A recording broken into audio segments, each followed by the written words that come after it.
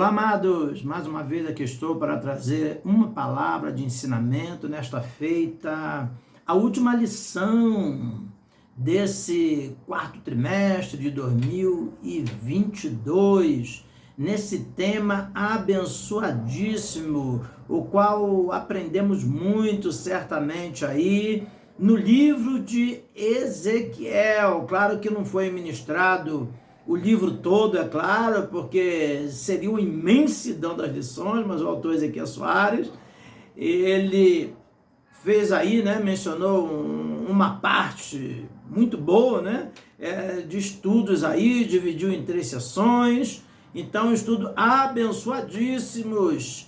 Verificamos claramente que para se entender o livro do Apocalipse, nós precisamos entender o livro de Ezequiel, visto que é também um livro muito escatológico. Então vamos lá para a última lição. Hoje é o dia 24 de dezembro de 2022, estou fazendo aqui essa pré-aula. A aula se dá amanhã, no dia 25 de dezembro, a aula presencial. Então, antes disso, vamos aqui fazer um pequeno resumo das lições anteriores. Então, fique ligado aí até o final, ok? Então, não esqueça de se inscrever, inscreva-se no canal, sua inscrição é importante. Deixa seu like, comente, compartilhe, ok? Isso é muito importante para que outras pessoas sejam alcançadas também por essas lições preciosas da palavra de Deus. Então nós começamos aí com a lição número 1, Ezequiel, o atalaia de Deus. Então aqui se falou sobre Ezequiel, que era sacerdote, mas ele foi ungido a profeta, teve o seu chamado como profeta, e ali nos mostrou a função do atalaia, a responsabilidade do arauto, do profeta, de falar sobre as verdades da palavra de Deus, de anunciar a palavra de Deus. Lição de número 2, vem o fim. Então ficou baseado ali em Ezequiel capítulo 7, o fim vem sobre os 4 cantos do mundo. Então mencionou ali o fim, se referindo também à destruição ali de Judá, de Jerusalém, mas ao mesmo tempo também está mencionando também escatologicamente para os últimos dias do nosso tempo, para que estejamos atentos à volta de Cristo, atentos à palavra de Deus.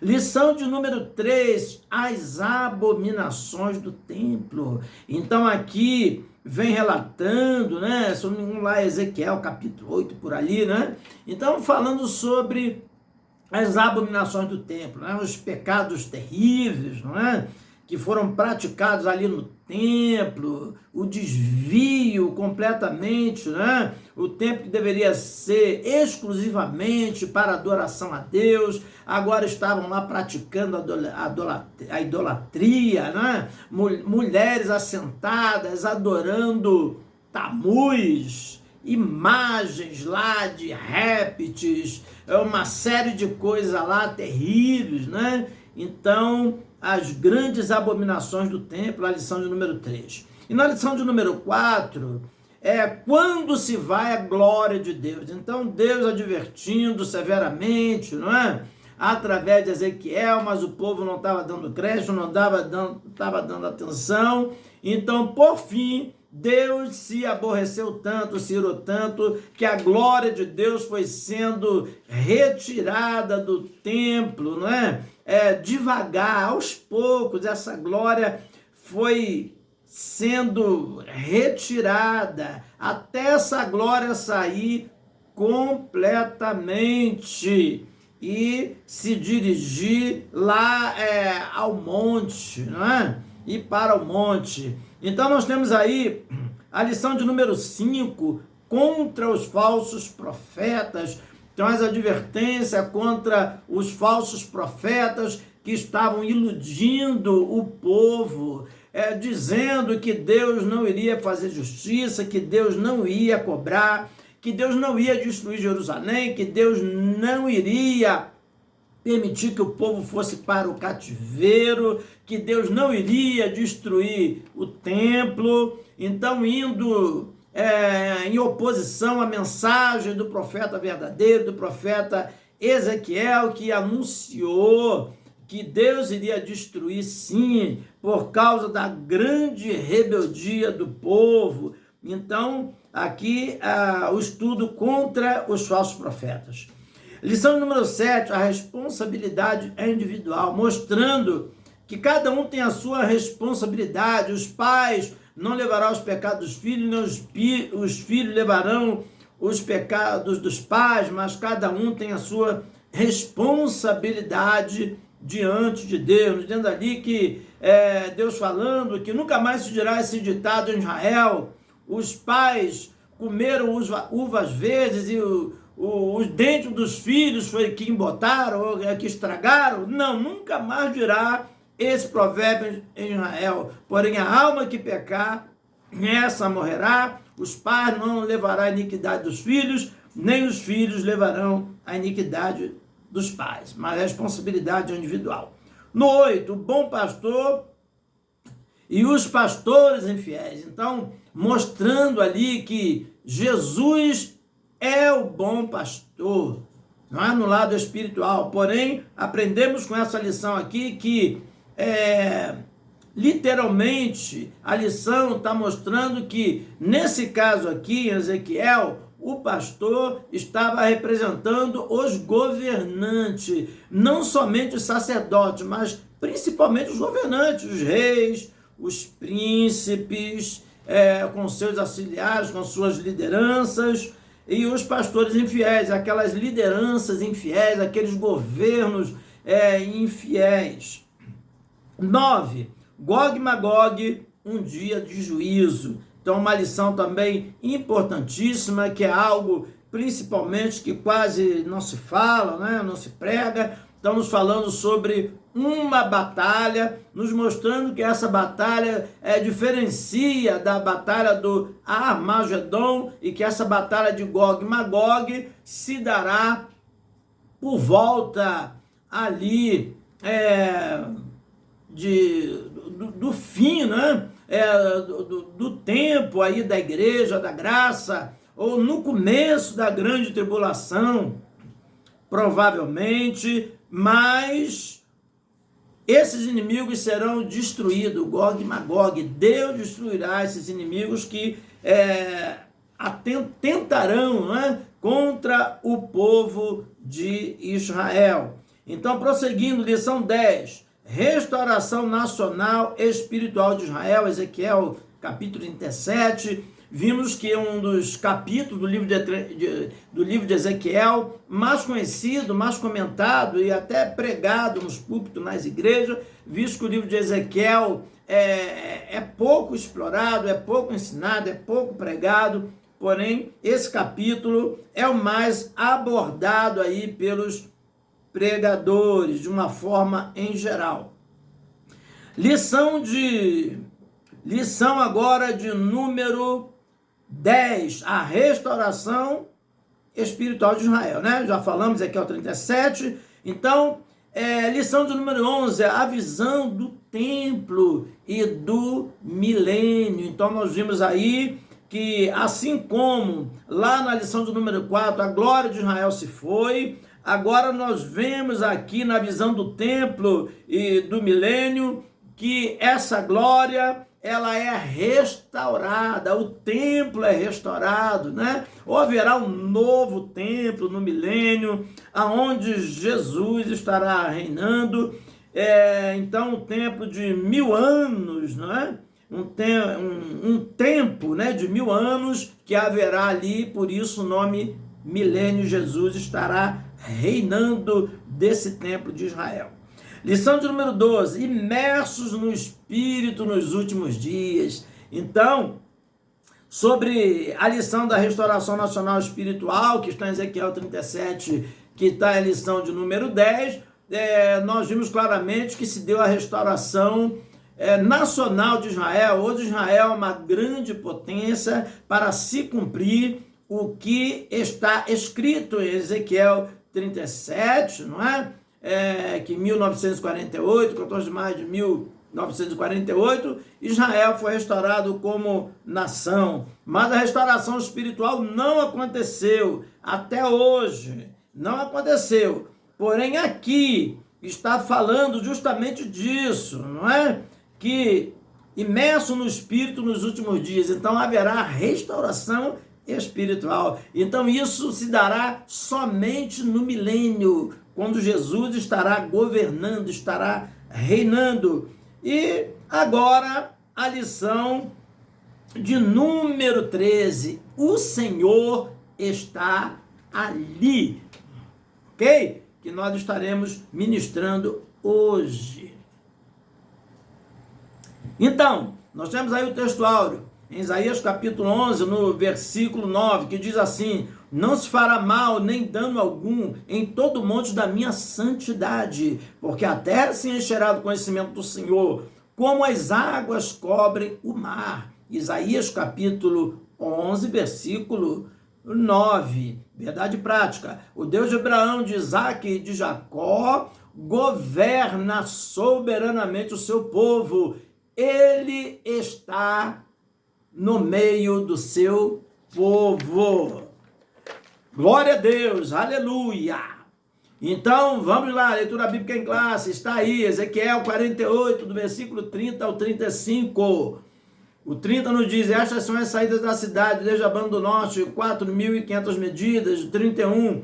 E nos diz: as portas da cidade serão conforme os nomes das tribos de Israel, 3 portas para o norte, a porta de Ruben, uma porta uma porta de Judá, outra, a porta de Levi, outra, a banda do Oriente, 4.500 medidas e 3 portas, a saber, a porta de José, uma porta de Benjamim, outra porta de Dan, outra da banda do sul, 4.500 medidas e 3 portas, a porta de Simeão, uma, a porta de Issacar, outra, a porta de Zebulão, outra da banda do ocidente, 4.500 medidas e as suas 3 portas, a porta de Gade, uma porta de Azer e o Azer, e outra porta de Naphtali, outra, 18.000 medidas em redor, e o nome da cidade, desde aquele dia, será: o Senhor está ali. Então, vamos lá, que é o título da lição de hoje, né? O Senhor está ali. Então, prosseguindo aí, temos aí a introdução e temos aí a palavra-chave. A palavra-chave é Senhor. Então, aqui no significado bíblico, a palavra Senhor com letra maiúscula, que quer dizer soberano. Se fosse pelo Senhor com letra minúscula, né, seria um significado de uma pessoa idônea, idosa, um ancião, e mais alguns significados, né? Mas vamos lá, o significado bíblico é soberano, aquele que governa, principalmente incitando aqui esse governo de Jesus, que será um governo literal e pleno, completo, porque ele já veio uma vez, porém ele não governou, ok? Ele veio para resgatar a humanidade dos seus pecados e morreu pelos nossos pecados, né? E se sujeitou até às autoridades, né? Constituídas, e foi até a morte, ok? Mas veio trazendo a verdade para todos, né? Inclusive para as autoridades, por isso ele foi morto. Mas nessa ocasião ele virá para reinar. De Jerusalém ele reinará, governará toda a terra. Introdução. Vimos na primeira lição do trimestre que o livro de Ezequiel antecipa a tradição apocalíptica das Escrituras. Daí eu falei que para se entender o livro de Apocalipse, precisamos estudar o livro de Ezequiel. O livro de Ezequiel começa com a visão da glória de Javé e conclui com a descrição da glória de Deus na Jerusalém glorificada. Não é possível compreender o livro de Apocalipse sem os oráculos de Ezequiel, sem as profecias de Ezequiel. Encontramos abundantes dados cruzados nesses dois livros, e ambos são revelações sobre o fim dos tempos. Então, escatologia, que estuda acerca do fim dos tempos. Então, por isso, Ezequiel, como Apocalipse, é um livro escatológico. Viemos falando isso no decorrer das lições. A presente lição encerra o trimestre estudando os aspectos da Jerusalém do milênio. Tópico de número 1 sobre a cidade. Há certa similaridade ou semelhança entre a visão de Ezequiel e do apóstolo João no livro de Apocalipse, na linguagem e no conteúdo. Mas é importante que os crentes saibam distinguir a diferença entre a Jerusalém do milênio da nova Jerusalém do mundo vindouro, ok? Tópico de número 1. Estas são as saídas da cidade, versículo 30. Essa seção final da profecia é um suplemento não somente do capítulo, mas também do próprio livro. Apesar de um nome da cidade não ser mencionado, o contexto deixa claro que se trata de Jerusalém, cidade de Jerusalém.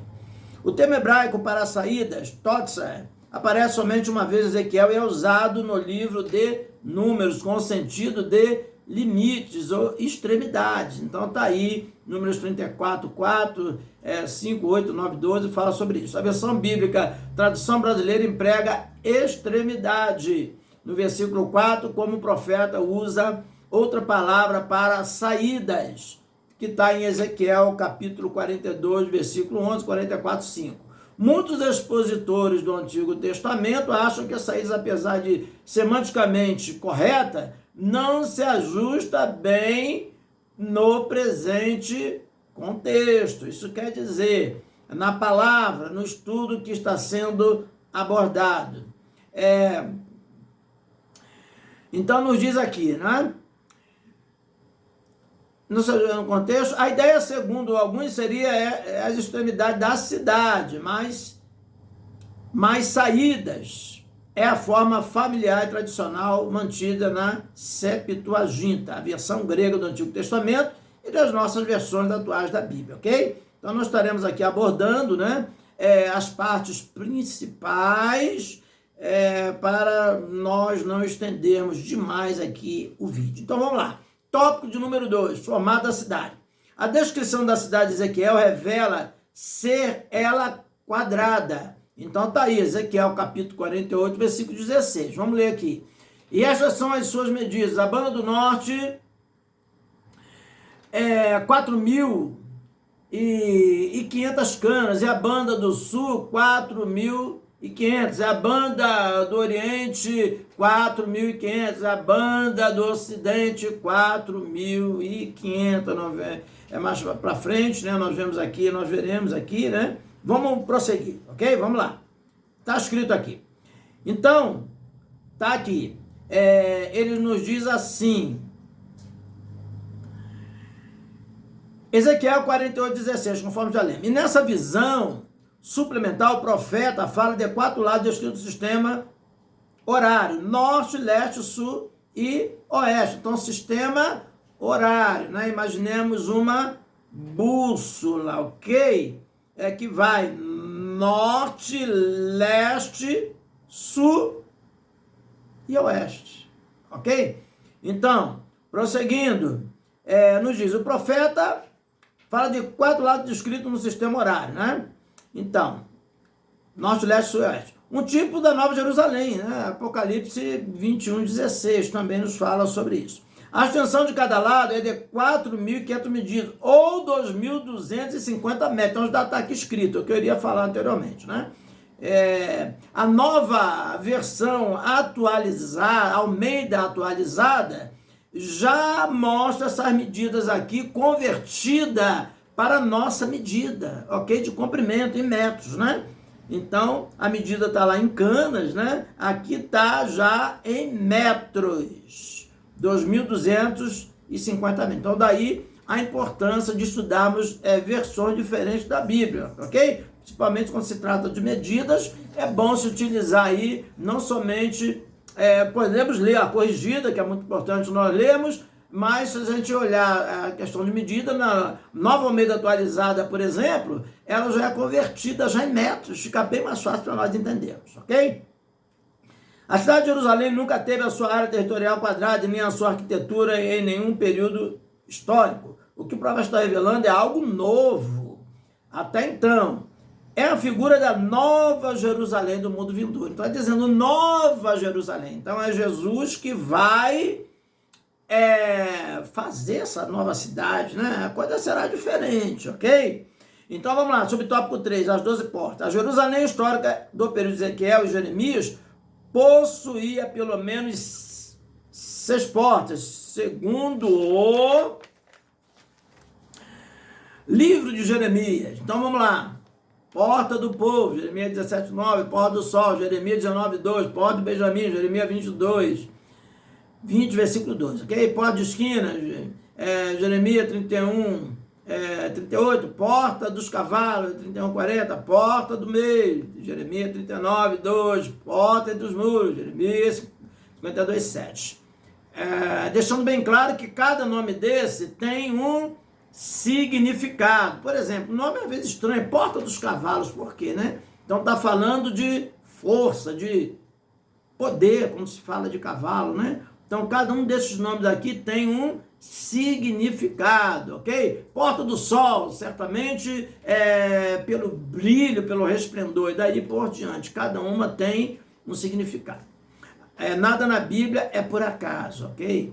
A torre do templo de Marduk, deus dos Babilônios, Temanã, que tinha um recinto quadrado cujo acesso era por 12 portas. Ezequiel conhecia a sua cidade de origem. Ezequiel, capítulo 1, do 1 ao 3. Então, tá aqui. Qual a cidade dele de origem? Jerusalém. Que nos diz aqui. E veio expressamente a palavra do Senhor, Ezequiel, filho de Buzi, o sacerdote na terra de Caldeus, junto ao rio Quebar, ok? E esteve sobre ele a mão do Senhor. Então, tá aí, Ezequiel capítulo 1, somente o versículo 3, ok? Que eu li aqui. Então, prosseguindo, a torre do templo de Marduk, né? Já falamos, Deus dos Babilônios, tinha um recinto quadrado, etc, né? Então, Ezequiel conhecia a sua cidade de origem. Talvez conhecesse também a torre de Marduk em Babilônia, pois vivia entre os exilados da Babilônia, conforme já vimos anteriormente, em várias lições, onde a Bíblia mostra ali que Ezequiel foi levado numa segunda leva, e ele ficou ali junto ao rio Quebar, num assentamento ali em Babilônia, e ele vivia entre o povo. Enquanto Daniel profetizava no palácio, Ezequiel estava profetizando entre o povo. Então, eles são contemporâneos, assim como Jeremias é também contemporâneo. Então, esses 3 profetas são contemporâneos. Ezequiel, Daniel e Jeremias. Jeremias, na ocasião, estava profetizando em Judá, ok? Em Jerusalém. Subtópico número 4, origem do formato das portas. Deus é a fonte da revelação e da inspiração, da visão e da mensagem de Ezequiel. Com certeza, né? Não se pode admitir que o profeta se inspirou num templo pagão, pois os oráculos entregues ao profeta, seja por imagem ou som, ou seja, visão ou palavra, vieram de Javé. Então está aí a confirmação. Ezequiel 1:3, nós já até lemos, e mais alguns lá, Ezequiel 3:14, Ezequiel 8:1-3. Apesar de ser literal, pela descrição da cidade, ela é uma figura da Nova Jerusalém, ok? Apocalipse 21, do versículo 10 ao 13, cujo arquiteto e construtor é o próprio Deus. Então está aí, Hebreus, capítulo 11, versículo 10. Porque Ezequiel se inspiraria na cidade da Babilônia? E isso não faz sentido, ok? Tópico, melhor, né? Tópico de número 2, sobre o nome das 12 tribos. Os patriarcas Abraão, Isaac e Jacó aparecem com frequência nas Escrituras, na Bíblia, como representantes fundadores da nação de Israel. Outras vezes são os nomes dos 12 filhos de Jacó para representar as 12 tribos de Israel. Então nós temos aí subtópico de número 1. Vamos ler aí Hebreus 11:10. Porque esperava a cidade que tem fundamentos, da qual o artífice e construtor é Deus. Em outra tradução nos diz, né, que ele é o arquiteto e construtor dessa cidade. É Deus, né? Artífice e arquiteto, né? Mesma coisa. E construtor é Deus. Subtópico de número 1. Então nos diz aqui, as 12 tribos de Israel. Há cerca de 20 listas dos filhos de Jacó, das respectivas tribos de Israel do Antigo Testamento, mas não existe nenhum padrão. Por exemplo, a lista com os 4 primeiros nomes. Rubem, Simeão, Levi, seguem a ordem do nascimento. Gênesis 35, 22 a 27, então está aí os versículos, né? Proposto aqui. Outras listas divergem a partir do 5º nome. A lista de Ezequiel segue um sentido horário, a partir do norte da cidade, como Rubem, Judá e Levi, leste, oriente, Benjamim e Dan, ok? Então, vamos lá, ok? Vamos pular essa parte, ok? Não são partes tão aplicativas, né? Para nós. Subtópico número 2, critério da ordem dos nomes. Pelo relato do nascimento deles, a melhor explicação da ordem dos nomes parece ter sido o critério das mães deles, ou pelo menos uma tentativa. Por exemplo, Léa e Zilpa, de um lado, Gênesis 29, 32, 32 a 35, 30, de 10 a 13, então olha lá, Raquel e Bila, de outro. E a diferença é que Neftali é filho de Raquel por meio da sua serva Bila, Gênesis 30, versículo 8. E está junto de Gad e Azer, que é 48, 34, filhos de Léa por meio de Zilpa, que era sua serva, né? Gênesis 30, 10 a 13.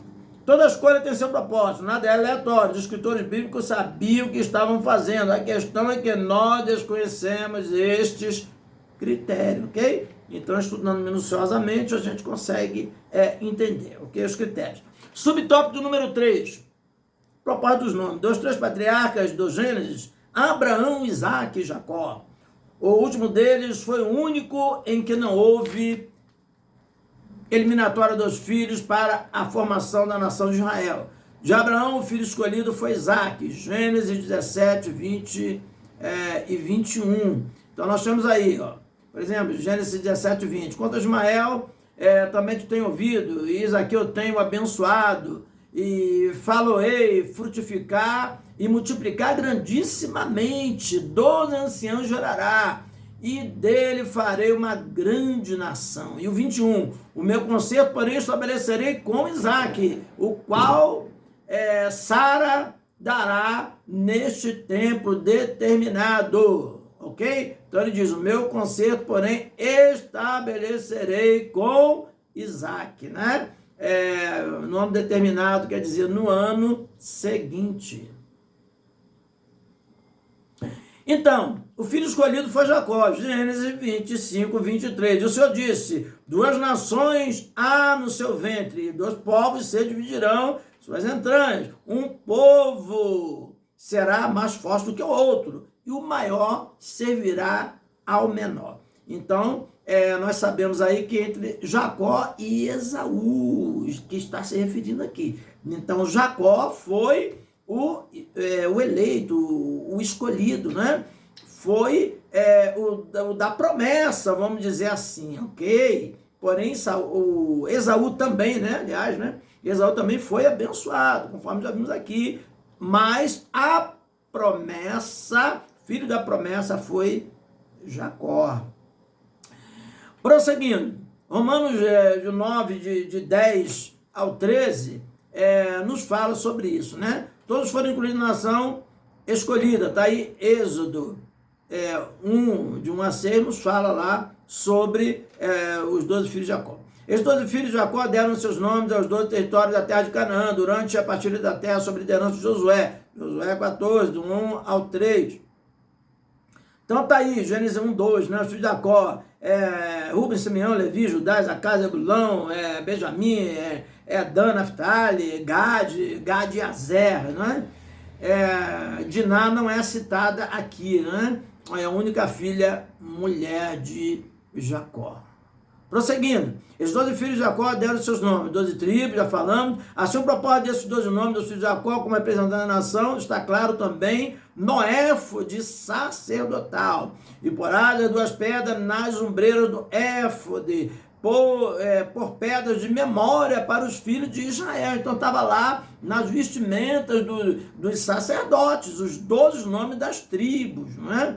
De Israel. E Arão levará seu nome sobre ambos os seus ombros, então nas ombreiras, nos ombros, para a memória diante do Senhor. Êxodo 28, 12. Então tudo tem um propósito. O nome das 12 portas de Jerusalém milenial, bem como na Nova Jerusalém. Ok? Então, Êxodo 28, 12. Porás 2 pedras nas ombreiras do éfode, por pedra de memória dos filhos de Israel, e Arão levará seu nome sobre os ombros, para a memória diante do Senhor. Gênesis 1, 2, já falamos sobre os filhos de Jacó. Então, prosseguindo aí o nosso estudo, ok? Fica firme aí, que não vamos demorar não, ok? Então vamos lá. Tem por propósito a memória dos filhos de Israel. Tópico de número 3. Então já estamos aí já no último tópico da lição. Este é o novo nome da cidade de Jerusalém, depois da sua purificação e restauração espiritual, sem deixar lembranças da idolatria, prostituição e violência. Então que nome é esse? O tópico está aqui, o título. O Senhor está ali. Então será o novo nome da cidade de Jerusalém no milênio. Então já deixou bem claro aqui, para que não haja lembrança de tudo aquilo que foi praticado lá anteriormente, que por causa disso é a destruição do templo e tudo mais. Então idolatria, prostituição, violência e tudo mais que foi praticado na cidade de Jerusalém anteriormente. Então, o nome de Jerusalém não conseguiu deletar da memória do povo, as abominações do passado. Por isso, esse nome precisa ser mudado. Subtópico 1. Os nomes da cidade. O primeiro nome da cidade é Jerusalém, a Salém, está aí em Salmo 76, 2. E em Salém está o seu tabernáculo e a sua morada em Sião. Prosseguindo, nos diz, e que significa paz, não é? Então, Salém significa paz. Hebreus 7, 2. Desde o dia do patriarca Abraão, está aí, Gênesis 14, 18. Ela foi chamada também de Jebus, Juízes 19, 10. Que esteve sob o domínio dos jebuseus, por isso o nome Jebus também, ok? E só foi conquistada por Davi depois de alguns séculos da conquista de Canaã. E chamada também de cidade de Davi, está lá em 2 Samuel 5, versículos 6 e 7. Ela é também chamada de Sião e de Ariel. Então cada nome desse tem um significado. Já está bem claro aqui, né? Foi chamada de cidade de Davi, foi quando Davi conquistou lá a cidade de Jerusalém. Jerusalém é o nome mais conhecido e significa cidade de paz. Mas esse nome não aparece no suplemento da profecia de Ezequiel. A cidade identificada pelas características ali representadas. Não está aí Apocalipse capítulo 20, do 1 ao 6. Ela é chamada em Apocalipse de Arraial dos Santos. A cidade amada, Apocalipse 20, versículo 9. E subiram sobre a largura da terra e cercaram o Arraial dos Santos e a cidade amada, mas desceu fogo do céu e os devorou. Então está falando aqui de Deus, né? Intervendo aqui, ok? E destruindo os inimigos e protegendo lá a cidade de Jerusalém. Então, Apocalipse 20, versículo 9. Subtópico número 2, vamos lá. O nome divino. Os nomes de Deus não são apenas um apelativo, nem simplesmente uma identificação pessoal. mas são inerentes à sua natureza e revelam suas obras e atributos. Não é meramente uma distinção dos deuses e das nações pagãs. O nome revela o poder, a grandeza e a glória de Deus Todo-Poderoso, além de mostrar os atributos dele. O próprio Deus identifica a si mesmo como Hashem, o nome, segundo Samuel 6, versículo 2. Quando a Bíblia faz menção do nome Deus, está se referindo ao próprio Deus. Haverá um lugar que escolherá o Senhor vosso Deus para ali fazer habitar o seu nome. Deuteronômio capítulo 2, versículo 11. Eu só vou ler a parte já do versículo, ok? Deuteronômio 12, 11a. Então haverá um lugar que escolherá o Senhor vosso Deus, e ali, para ali fazer habitar o seu nome. Então, subtópico 3, Iavé chamar. A Bíblia mostra com clareza que Deus se deu a conhecer nos tempos do Antigo Testamento, por vários nomes, inerentes à sua natureza, à circunstância de sua revelação. Para Abraão, ele apareceu como a provisão para o sacrifício em lugar de Isaac, seu filho, com o nome de Iavé Irê, não é? Que a gente fala Jeová Jirê, né? Ou Jeová Jirê, que significa o Senhor proverá. Está aí Gênesis 22, 14, né? Que quase todos, né, conhecem essa passagem muito conhecida de Gênesis 22, 14, ok? E prometendo livrar os filhos de Israel daquelas pragas de enfermidades que sobrevieram dos Egito, ele se manifestou como Iavé Rafá, ou Javé Rafá, ou Jeová Rafá, ok? Isto é, o Senhor que sara. Êxodo capítulo 15, versículo 26. Entre outros nomes, mas o nome divino, Iavé chamar, ou Javé chamar, ou Jeová chamar. Isto é, o Senhor está ali, que é o título da nossa lição hoje. Ezequiel, capítulo 48, versículo 35. É o novo nome dado à cidade no milênio. O objetivo é dissociar o nome de Jerusalém com os pecados do pecado. Me perdoe. É dissociar o nome de Jerusalém com os pecados do passado. Prosseguindo, temos aí a nossa conclusão. Já vamos encerrar. O apóstolo Paulo ensina que com a queda de Israel veio a salvação para os gentios. Por exemplo, nós somos gentios, nós somos brasileiros, ok? Nós não somos israelitas nem judeus. Então todos os povos que não são israelitas são denominados gentios. O que não diremos da sua plenitude? Romanos 11, versículo 12. As bênçãos anunciadas nas profecias de Ezequiel não se restringem apenas ao povo judeu. Elas são extensivas a toda a terra. É importante salientar que nós já estamos sendo abençoados como igreja pela presença do Espírito Santo em nossas vidas, ok? Então, como é maravilhoso, né? Deus está presente, Deus se fazer presente. Aleluia, eu estou aqui sentindo a presença de Deus. Se é maravilhoso hoje sentir a presença de Deus, imagine sentir a presença plena de Deus no milênio. Aleluia, né? Com Jesus reinando, sentir a presença de Deus lá na eternidade. Oh, glória, não é?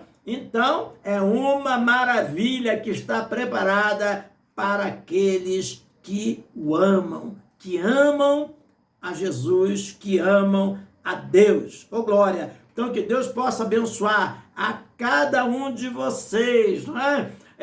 Eu tenho orado, oro aí pelos inscritos, né? Você que não é inscrito, se inscreva no canal, tá? Eu sempre oro por vocês, que deixa o seu like aí também, tá? Que comenta, compartilha, você está debaixo também das minhas orações. Eu oro por todos, né? Mas principalmente aqueles que estão aí cooperando, ok? Com o meu canal, com o canal do YouTube, ok? Então, para que o canal cresça, a pessoa seja abençoada, você estará cooperando também para o reino de Deus. Então, que Deus te abençoe e um Feliz Natal para você, seus familiares, tudo de bom. E estaremos ministrando ainda a próxima lição, ok? Ainda que muitos, né, não terão presencialmente as suas igrejas, porque é no dia 25, a próxima, a primeira lição de 2023 será no dia 1º, mas eu estarei aqui, se Deus quiser, provavelmente sábado que vem ou sexta-feira, ministrando aí a primeira lição de 2023, cuja revista já está aqui, ok? Você que quer aprender mais, ou que é professor de escola bíblica dominical, então está aqui a revista, né? Aviva a tua obra. E é importante também adquirir um livro de apoio, principalmente para quem ministra aí de escola dominical, aí nas igrejas, para os professores aí, superintendentes de escola dominical. Então, que Deus abençoe ricamente, abundantemente, em nome do nosso Senhor e Salvador Jesus Cristo. Abençoe você e sua família. Inscreva-se no canal, não se esqueça, ok? Amém.